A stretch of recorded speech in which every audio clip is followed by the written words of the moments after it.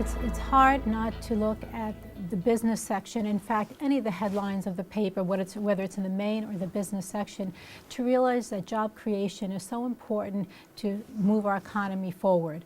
Entrepreneurship, small businesses has always been the key to growth in this economy. Many of the large corporations that we have started as small germs of ideas in someone's garage or carriage house or what have you. Entrepreneurship helps fuel the economic engine, so it's important that we prepare our students to take on that important role in the future of the economy. The Stillman School was incredibly blessed to receive a gift from the Scott family. They had endowed the school with a fair, sizable amount of money that permitted us to bring their vision of bringing entrepreneurship here to the Stillman School of Business. My job simply was to take their dream and bring it to reality. So we start by first thanking the Scott family for their incredible donation to the school to bring entrepreneurship here to the Stillman School of Business.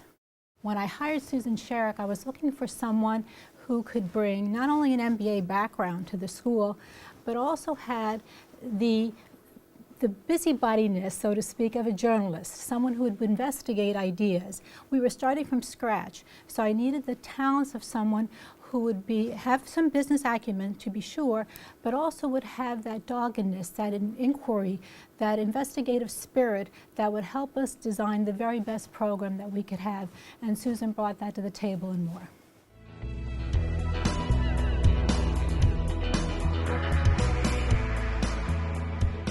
When I think of entrepreneurship, and I think how people have traditionally learned to be entrepreneurs, I think of people like Donald Trump. How did he learn to become an entrepreneur? Well, he probably sat around the kitchen table or the dining room table while his father spoke about his business. And that is true of so many entrepreneurs today. What we're really trying to create here is that kitchen table atmosphere where students they're soaking up entrepreneurship. They're hearing about the mistakes entrepreneurs made. They're learning how you take risk, cautious risk. That's what I really see our program is doing. And it will just grow and grow and grow. And let me give you the most exciting example as we go forward. We're starting a venture fund competition. It'll be open to every student in the university, and they will submit business plan ideas. They'll be judged by seasoned entrepreneurs, and then the winning teams will not only receive awards that will help seed their business, but they will also have the expertise of our fantastic board of advisors and other entrepreneurs to help them do that. So many businesses are started in the United States every year, but the grim truth is that many of them fail. What we're trying to do is stack the odds in the favor of our students so that they will create successful businesses that will grow and grow, help the economy, help them.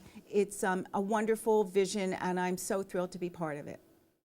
What do I want the center to be 2 years from now? 2 years from now, I want to see more student businesses created that we're very involved with. What's my vision for 5 years from now? That we will just continue to grow step by step.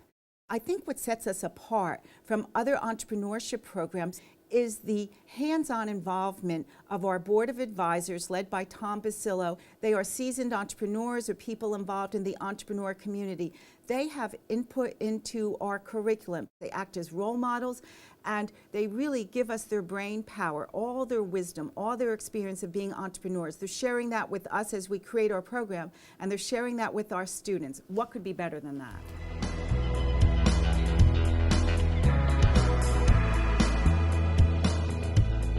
My first thought was to have a mixture of entrepreneurs and professionals who deal with entrepreneurs as part of the mix.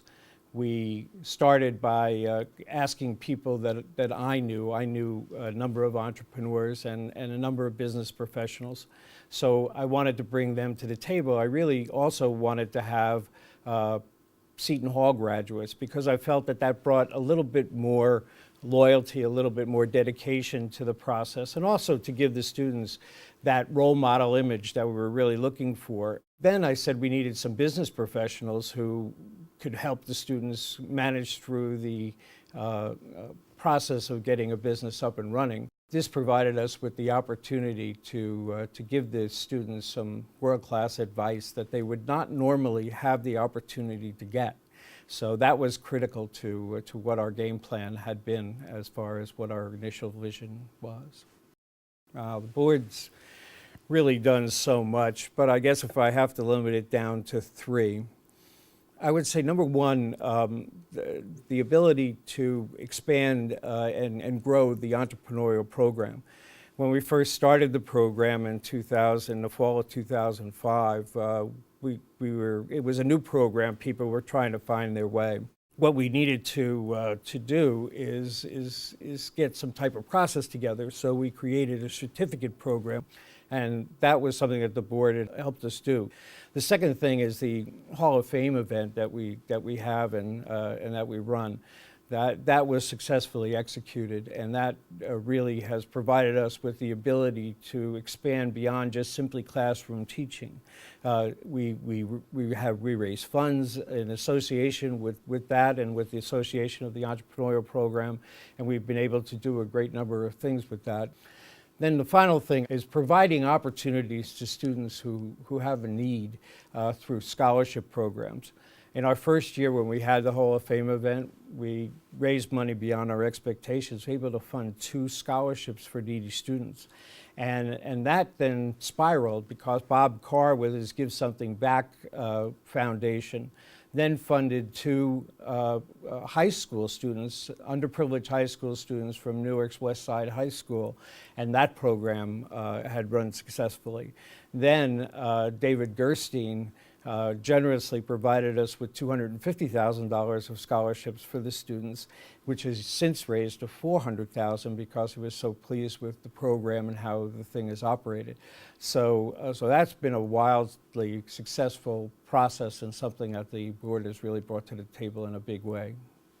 When I teach my classes, I see this great sparkle in the eyes of my students when they're either listening to something I have to say or they're listening to entrepreneurs telling their story, etc.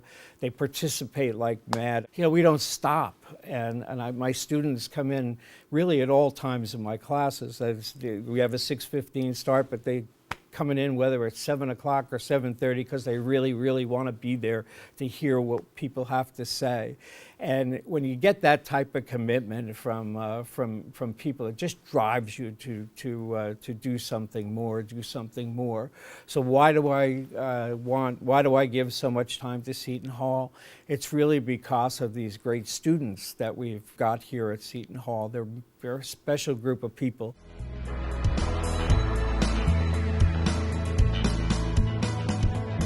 First of all, it's incredible. I have to thank Tom Basilo and the board for bringing yet another dream to reality.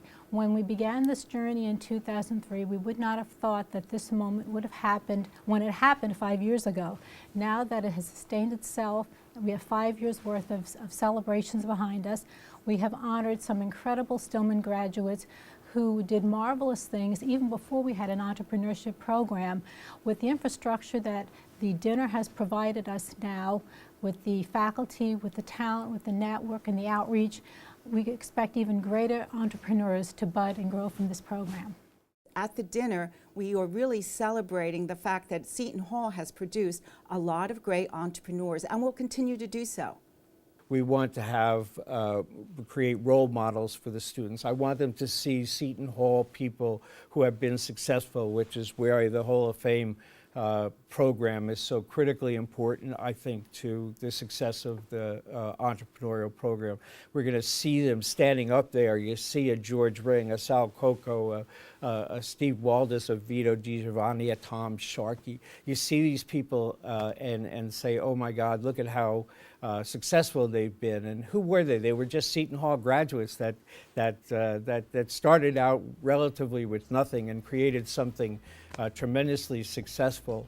And that's a special type, and I want to contribute to that. I want to give something back. I want our students to see that as a role model, and then when they're ready to give something back. So these are the type of things that we see as part of the process that really make it a pleasure to be doing this, and I love it.